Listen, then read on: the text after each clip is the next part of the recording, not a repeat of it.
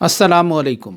پاکستان میں سال بھر سے جاری سابق جہادی کمانڈروں کے قتل کا معمہ آخر کار حل ہونے لگ گیا ہے اور اندازوں اور قیاس آرائیوں کے عین مطابق قاتلوں کا نقش قدم بھارت کے خفیہ اداروں کی دہلیز تک پہنچ گیا ہے۔ سیکرٹری خارجہ سائرس سجاد قاضی نے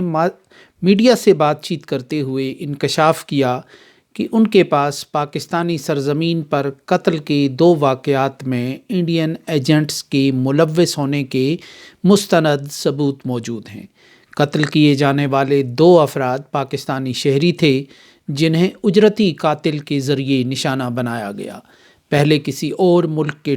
میں ٹھکانے بنائے گئے، پھر ٹیکنالوجی کی مدد سے پاکستان میں یہ قتل کروائے گئے۔ سیکرٹری خارجہ کے مطابق دونوں واقعات امریکہ اور برطانیہ میں ہونے والے واقعات اور کوششوں سے مطابقت رکھتے ہیں۔ پاکستان سے پہلے ہی یہ دونوں ممالک بھارتی ایجنسیوں کی جانب سے اپنی سرزمین پر قتل کی کوششوں کے الزام عائد کر چکے تھے۔ محمد ریاض اور شاہد لطیف دونوں افراد کے قتل میں بھارتی شہری اشوک کمار آنند اور یوگیش کمار ملوث تھے۔ سیکرٹری خارجہ کے مطابق پاکستان کے قانون نافذ کرنے والے اداروں نے ٹھوس شواہد کی بنیاد پر ان افراد کے ٹارگٹ کلرز کو گرفتار کیا۔ یہ دونوں افراد پاکستان سے فرار ہونے کی کوشش کر رہے تھے اور شاہد لطیف کو ڈسکا میں، انڈین شہری یوگیش کمار نے اجرتی قاتل کے ذریعے قتل کیا، جبکہ محمد ریاض کو راولاکوٹ میں قاتل عمیر نے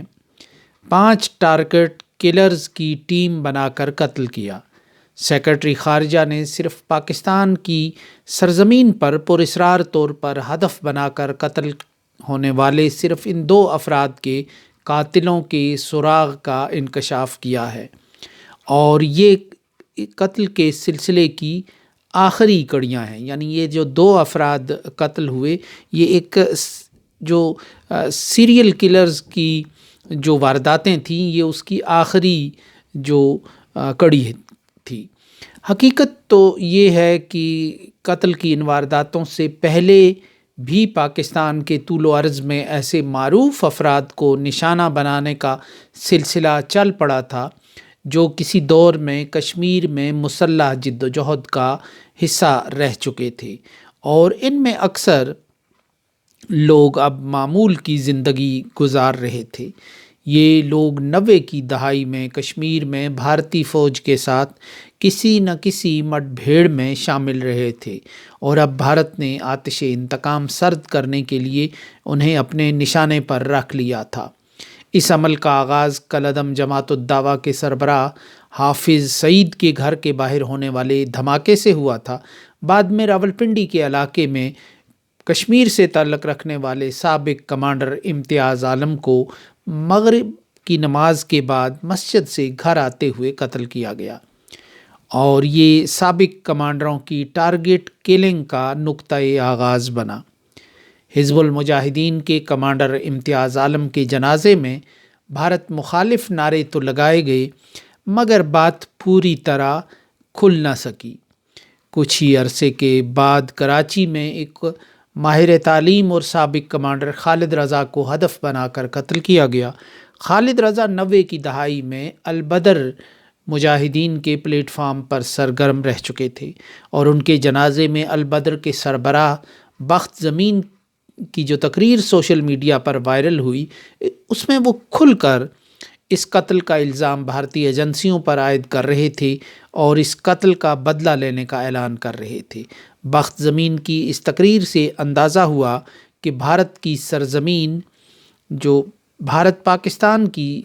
سرزمین پر اپنے مطلوب افراد کے خلاف ایک پراکسی وار شروع کر چکا ہے۔ قتل کا یہ سلسلہ جب آزاد کشمیر سے قبائلی علاقوں تک دراز ہو گیا، کیونکہ کوہاٹ کے قریب جو قبائلی علاقہ ہے وہاں بھی ایک سابق کمانڈر کو قتل کیا گیا جو ایک کاروباری کے طور پر اپنا اب کام جاری رکھے ہوئے تھے، تو پاکستان کے حفاظتی اور چوکسی کے نظام کے لیے قتل کی ان پے در پے وارداتوں کے بعد چیلنج اور سوال کھڑے ہو گئے۔ یہ سوال پیدا ہونے لگا کہ آخر پاکستان کی سلامتی کے ادارے کہاں ہیں جو ملک میں دہشت گردی کا نیٹ ورک قائم کرنے میں کامیاب ہو چکی ہے۔ اسی دوران بھارت پاکستان سے آگے بڑھ کر اپنے اہداف کو پوری دنیا میں تعاقب کرنے کی طرف بڑھنے لگا، اور کینیڈا میں بھارت کا پاؤں خالصتان نواز رہنما ہردیپ سنگھ نجر کے قتل کی دلدل میں پڑ گیا۔ کینیڈا کی حکومت کے لیے یہ قتل خطرے کی گھنٹی بن گیا، کیونکہ ہردیپ سنگھ نجر بھارتی ایجنسیوں کا پہلا ہدف تو تھے ہی، مگر آخری ہرگز نہیں، کیونکہ کینیڈا خالصتان نواز سکھوں کا سب سے مضبوط مرکز ہے۔ اس خطرے کو بھانپتے ہوئے کینیڈا کے وزیر اعظم جسٹن ٹروڈو نے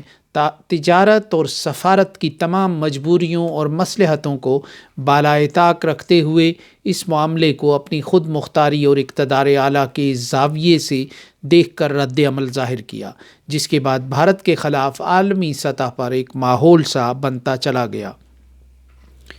پاکستان میں بھی ٹارگٹ کلنگ کے ساتھ کے قریب واقعات کے بعد حکومتی سطح پر قائم سکوت ٹوٹنے لگا، جس کا ثبوت سیکرٹری خارجہ کا یہ اعلان ہے کہ جس میں بھارت کے قائم کردہ نیٹ ورک کے ارکان کو گرفتار کرنے کا اعتراف کیا گیا ہے۔ اب پاکستان کے ہاتھ وہی ٹرمپ کارڈ آ گیا ہے جو بھارت کے ہاتھ 9/11 کے وقت آ گیا تھا، جس کے بعد بھارت نے خود کو دنیا میں امریکہ کی طرح مظلوم اور اسلامی دہشت گردی کا شکار بنا کر پیش کیا تھا، اپنی تمام خواہشات اور خوابوں کو مغرب کے ایجنڈے میں سمو دیا تھا، پاکستان کو دہشت گردی کا مرکز اور برآمد کنندہ ثابت کر کے مخصوص بین الاقوامی فضا قائم کی تھی۔ پاکستان میں اس وقت بھارت کے حوالے سے ایک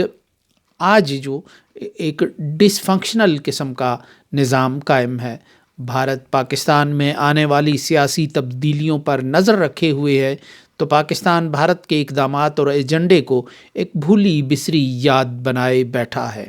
اس ماحول میں بھارت کے خلاف سفارتکاری کے نادر مواقع ضائع ہو رہے ہیں۔ اب جب کہ پاکستان کے ہاتھ ڈور کا سرا آ ہی گیا ہے،